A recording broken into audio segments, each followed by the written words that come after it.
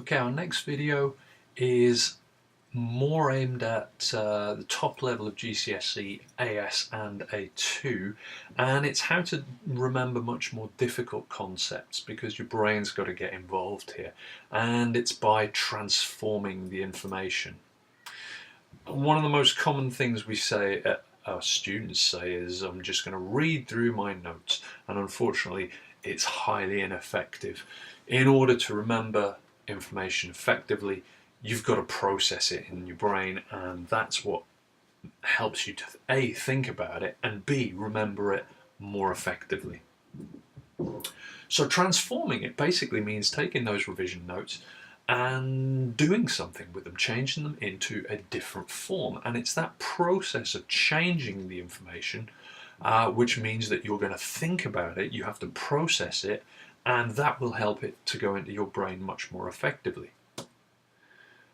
Some of the things you could turn your notes into. You could do diagrams of some sort, mind maps, bar charts, etc. Symbols.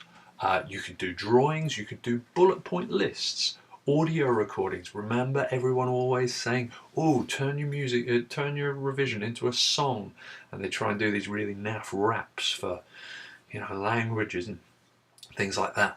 It actually works. It's working on a scientific principle, so try it. Doesn't matter how ridiculous the rhyme is either. Post-it notes, you can also use flashcards, you can turn them into questions, you can turn them into tests for other people, you can turn them into all sorts of 3D shapes, timelines, all those sorts of things. So let's look at an example.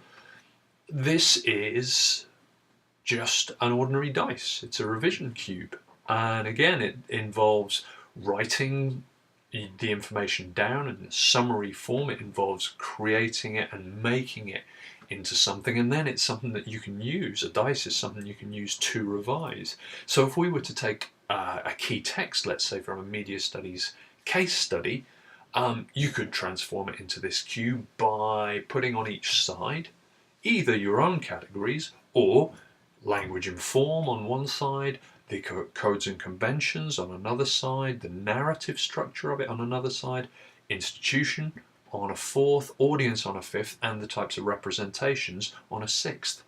Now you can see from this that you can't fit all of your notes information on each side. So you do have to summarize. You do have to be very, very concise with the key words. And that's how your brain processes it more effectively, because you're doing something with the information, then it helps it to remember much more easily.